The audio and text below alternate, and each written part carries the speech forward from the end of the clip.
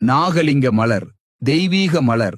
நாகலிங்கப்பூ என்பது நாகம், லிங்கம் ஆகியவற்றின் சேர்க்கையாகும். இந்த பூவிலுள்ள அமைப்பு சிவலிங்கத்தைச் சுற்றி நாகம் இருப்பது போல தெரியும்.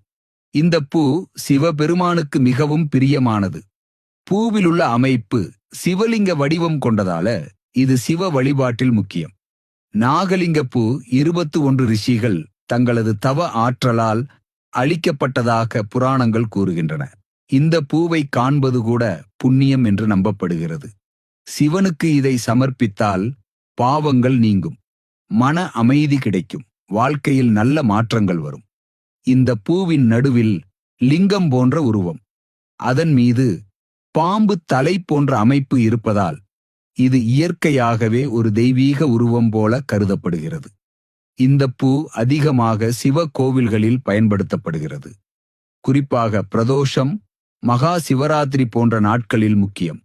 நாகலிங்க மரம் கோவில்களில் வளர்க்கப்படுகிறது. இந்த மரத்தை சுற்றி வருவது பாக்கியம் என்று நம்பப்படுகிறது. திருமணம் தடையுள்ள பெண்களுக்கு இந்த பூவை வைத்து சாமிக்கு அர்ச்சனை செய்தால் திருமணம் விரைவில் நடக்கும்.